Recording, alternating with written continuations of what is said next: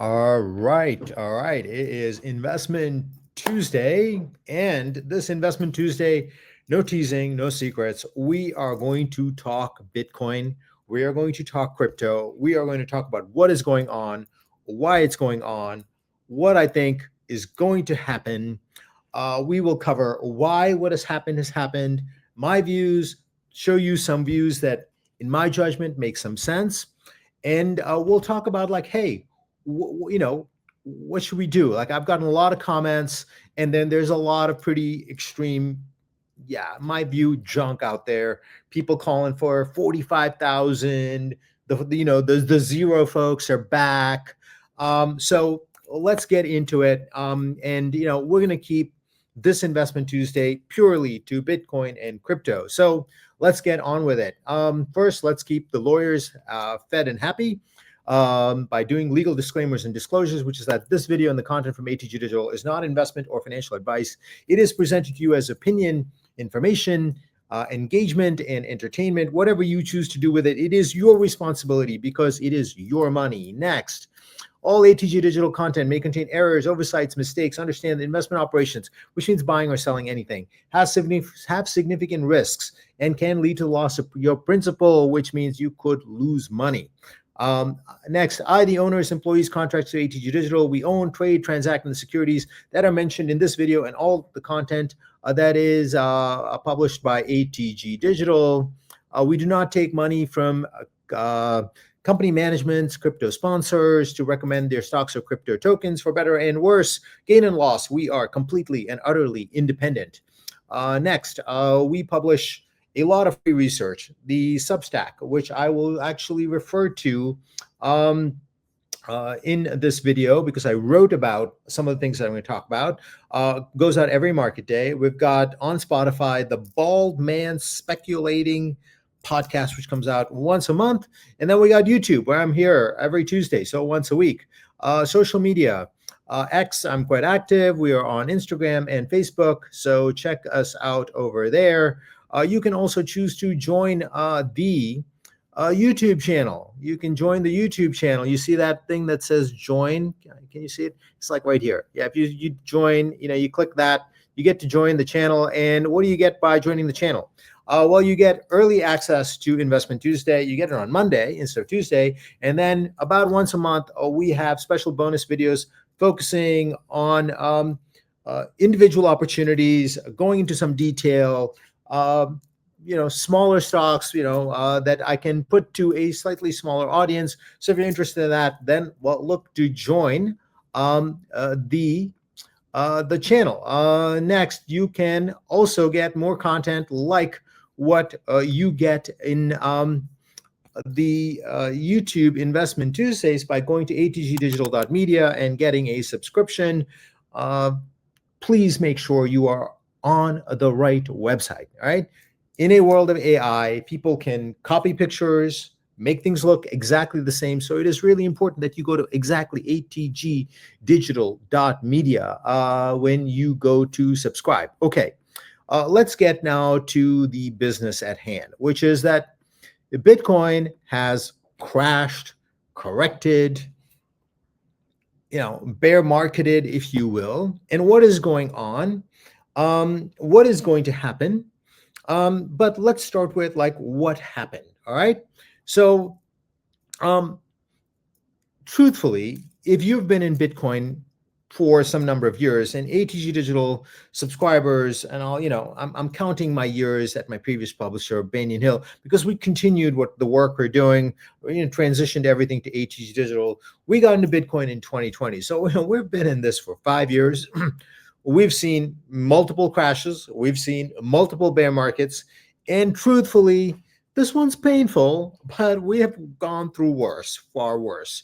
All right. Okay. So let's put some numbers and sort of frame what has just happened.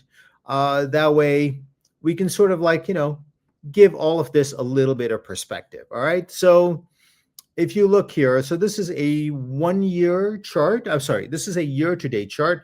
So we had an all-time high in August, and then we had a decent sized drop. Then we had another all-time high in October. And truthfully, yeah, this was turns out to have been a kind of like a trap, at least a short-term trap. I got bullish, other people got bullish. A lot of people loaded up on positions because yeah, I mean, there were a number of reasons why everyone believed that this was going to be the beginning of a surge higher.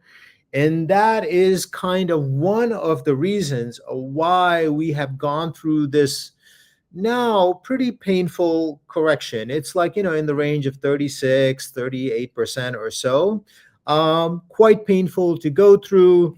But let's go through, what is going on. So in the Substack that was published on Friday, I went through in detail a number of the things that kind of like hit all at once. And you'll see here, it says 5 things that hit once, which is that pretty much for 2025, and I'll say even for parts of 2024, we have seen the OG miners, hodlers that mined Bitcoin in 2009, 10, 11, 12 with costs of $1, $10, $20, $100.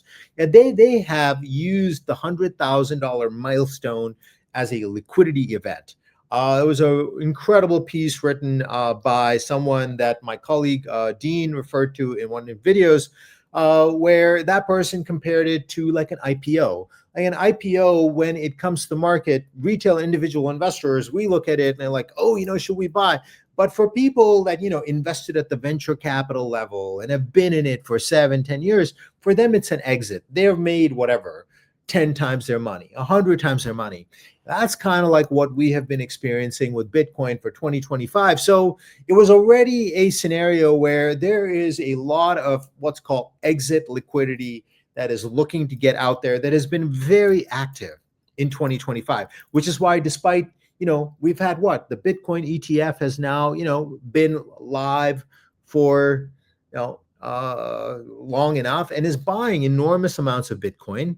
We've got, Bitcoin treasury companies. And despite all that, Bitcoin hasn't exploded to, $1 million like I theorized it would. Why? Well, because these OG miners and hodlers have been out there selling Bitcoin. They're like, hey, we never imagined this could get to $1 for some of them, or $10, $100, or even $1,000, let alone $100,000. They're like, you only need to get rich once in life. And they're like, there's people cashing out tens of millions, hundreds of millions, even billions of dollars. So that is the general environment in which this has happened.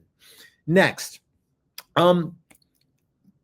me and various other people like me have gone back and studied the past halving cycles. And there's a very clear pattern, right? I mean, which is like this 4-year cycle. And within the pattern, it's very clear, like about 18 months after the halving, you tend to get these peaks. So everybody jumped on the same idea, which is the peak will come sometime in November, late October or November.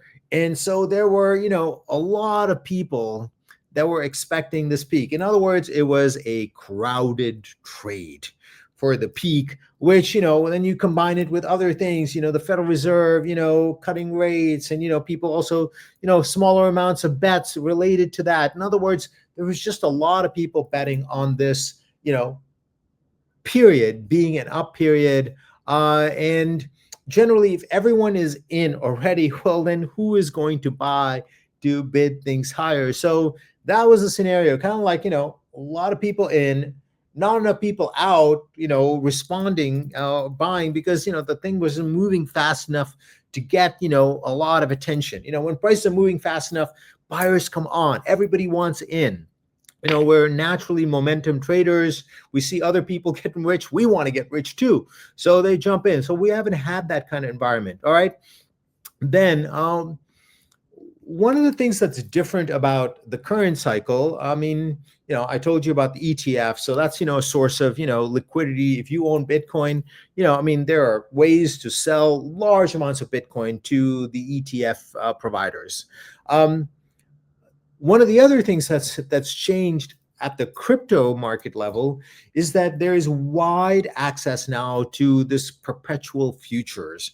Perpetual futures allow you to lever up 50x, 100x, even 125x. So you can put a tiny amount of money in. And if you're right, a small move can generate a large amount of money, but equally a small move can also trigger vast liquidations, especially after a period like, where you see prices have gone up, then these perpetual futures positions sort of like load up and everybody's there thinking like, I'm going to make all this money, like a 10,000 move, a $10,000 move. If you happen to own 100x future, yeah, I mean that's just absolutely enormous. So there's people betting, and these were loaded up. There was just a lot of leverage, lined up because of the many things, which is like people were expecting the peak, and if you're expecting like a peak, what were you going to do? Well, yeah, you'd load up on these perpetual futures. So that was one. Also, November 21st is the standard, traditional finance options expiration. And so, that's one more thing. And that's also the future. So you got, like the tsunami of like issues all kind of like landing about the same time. And you add to that, we're now in the beginning of the traditional period when things slow down on Wall Street. Why? Well, between Thanksgiving and Christmas, people start to take vacations, plan vacations, mutual funds, hedge funds, they cut losers, they, close out winners, performance fees are going to be determined soon, promotions, bonuses, all those things. So we're at a period where if prices go down, people are like, I want out, I don't want to lose my gains. So one more factor that is there. And what I think, is sort of like you could put it all together is that the 4-year halving cycle, which is believed, was believed almost like a religion. Yeah, that has, at least temporarily, in my view, like it's just no longer happening because of any number of reasons, but it's not there, right? I mean, and so Bitcoin is acting like a standard financial asset where, prices go up, prices go down. And I believe that's primarily because of this, which is that, there's just a lot of liquidity. 95% of Bitcoin has already been issued. So these folks will have to have sold out the vast majority of their Bitcoin for the old halving cycle to come back into play. All right. So is the bull market in Bitcoin still alive? I mean, so there's, schools of thought, right? I mean, there are people saying, listen, the 4-year halving cycle, it didn't die. It's just like gone. Meaning that, what we're going to see is just these like small, tiny little movements. In other words, even like 100% move or 200% move is no longer possible. And I don't subscribe to that. I do think that we will have a big move. And I will say that the upside of these very difficult, painful crashes, corrections, if you want to call this a bear market, you can, is that it does wash out the weak hands. It does wash out the most fragile sellers. It does wash out a lot of leverage. And it does set a base for, as either people that are betting on, shorts come in, and as the price moves up now, it drives, latent incipient demand. So I personally think that some of the selling will dry up, from the OG miners and hodlers in 2026. And I still think we see higher highs. I think, the first, we'll take 1 or 2 months to, recapture, if you will, the momentum back to 126, 130. Let's say that happens in January, February, March or so. But from there, to the extent that some of the selling is gone, I think we could see 200. We could see 250 in 2026 or maybe early 2027. So this is, the, Bitcoin 2.0 volatility profile. You're not going to get these gigantic 1,000% runs, but on the flip side, we're also not going to see an 80% drop. 20 or 30%, drop is, truthfully, relative to, you know, old Bitcoin, let me make these bigger. Um, I mean, look at these 94%, 2010. Yeah, 30% is pretty tame. Is pretty tame relative to the enormous, um, amounts of volatility that we have seen in Bitcoin in the past. So, my view is that this is a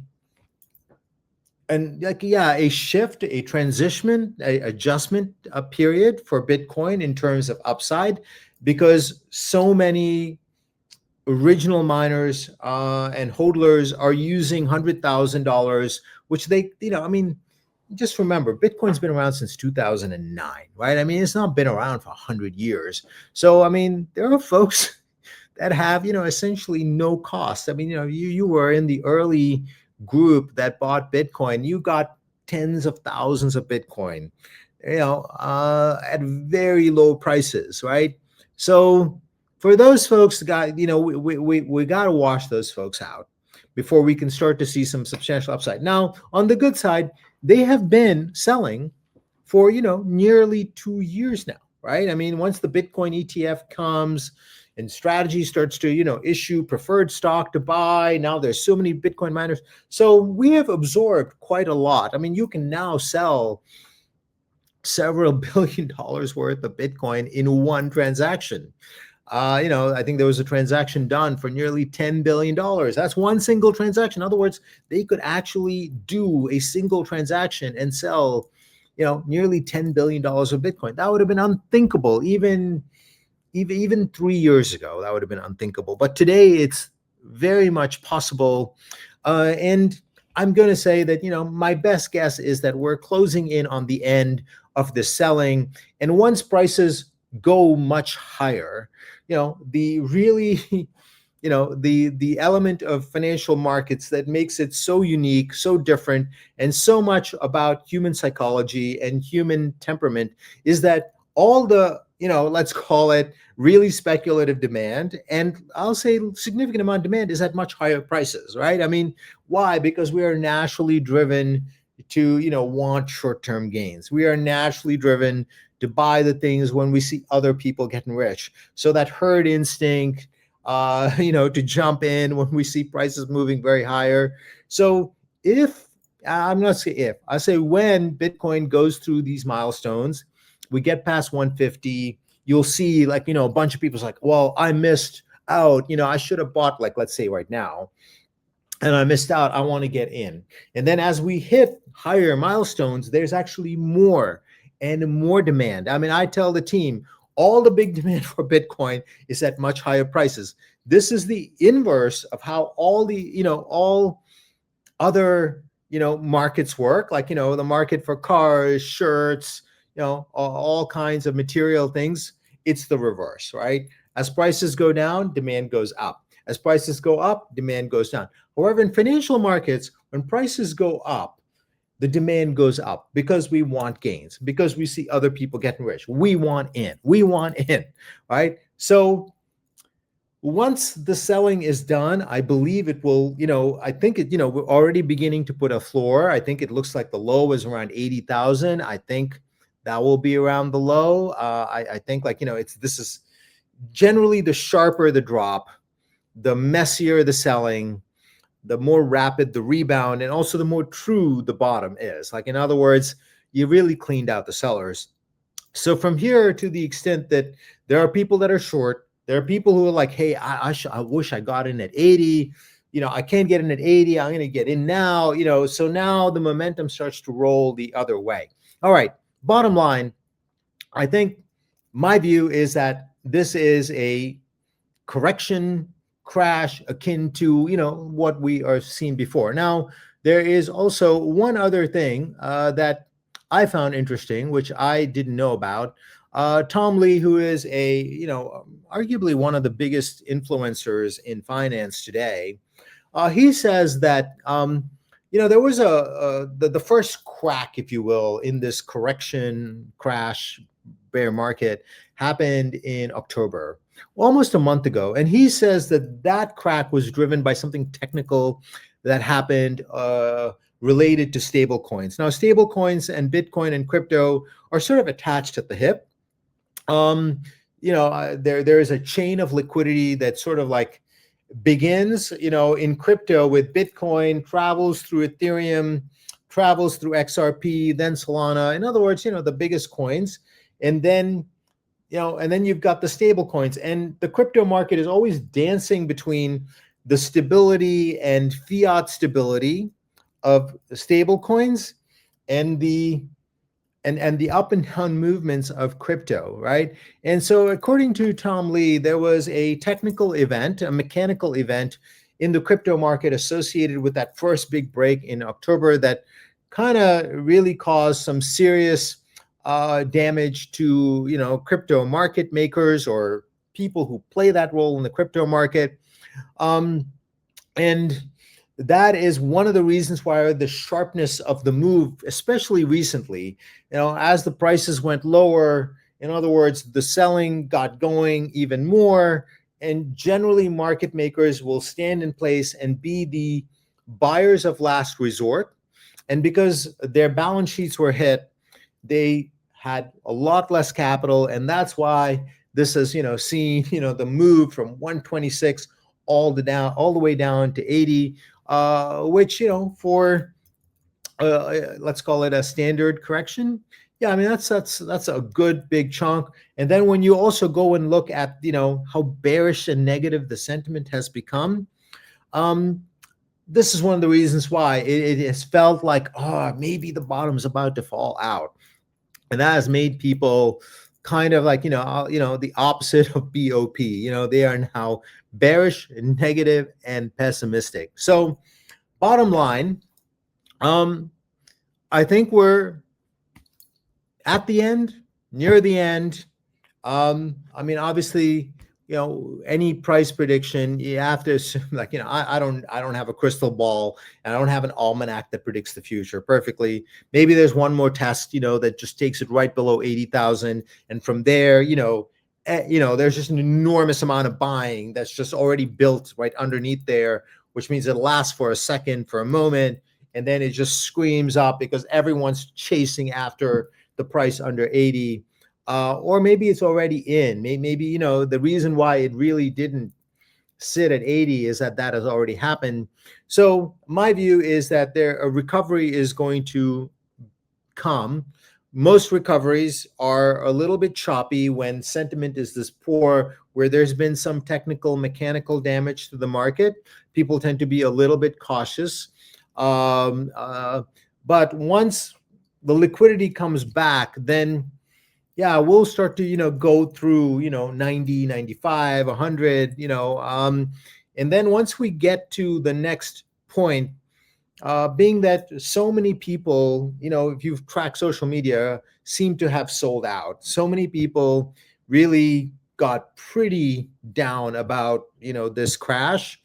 So my experience is when that happens, now as prices recover, there's a great deal of regret that's there, and those folks start to come back as prices go up. Their confidence rebuilds, and they're like, "Oh, I shouldn't have sold.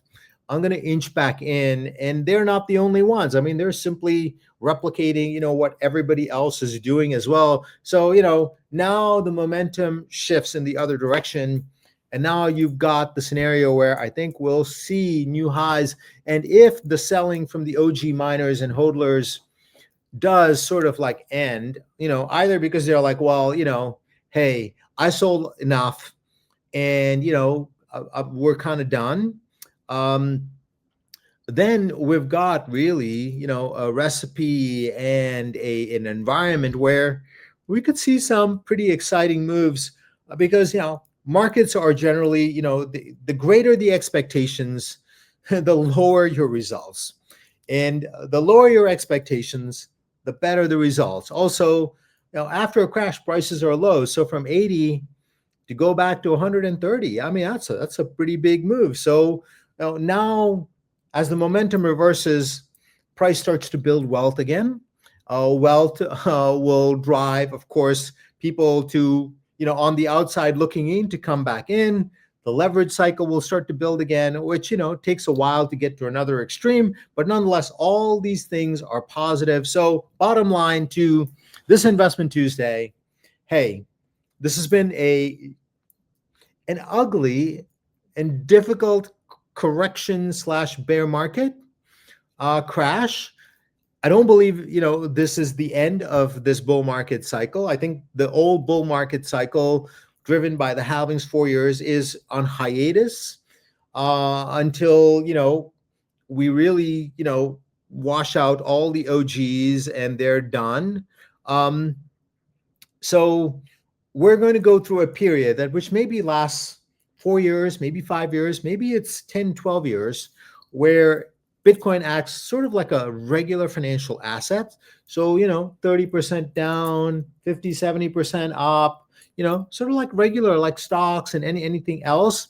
But still, there's still big upside. I mean, we're at what? I mean, I'm recording this on Sunday on my time. It's at about 85. So, hey, 126 will be like a 50% move, and it will surprise people. I mean, if we're at 130 in February, people are like, what just happened here? So, all right, bottom line, Bitcoin, in my opinion, still in a bull market. And, we continue to hold our Bitcoin at ATG in our model portfolios. The same can be applied for Ethereum. Now, Ethereum hasn't crashed quite as much, because like it violently crashed down to 1,800. So, you can see because of that crash having preceded this, Ethereum didn't go down as much, right? I mean, so you can see like the effect that when there's already a crash that's taken out the sellers, you don't tend to see as much volatility. So you can apply that now to Bitcoin, which is that, future volatility will be more muted, all right. So Bitcoin will also direct the general liquidity of the crypto market. So there will be recovery in other assets. And then it is to be seen, like, will there be some, tweak? Will we finally have so-called altcoin season, as everybody, like, and what will that altcoin season look like? Will it be like the big, decentralized finance coins like Uniswap and Aave and others? That's what, we own many of those. Let's see. I mean, we've got to go through recovery. We've got, the confidence to come back to the market. The market makers will, rebuild their capital and start to, buy in as people sell. So we've got, I think, all the ingredients in place for a market recovery to happen.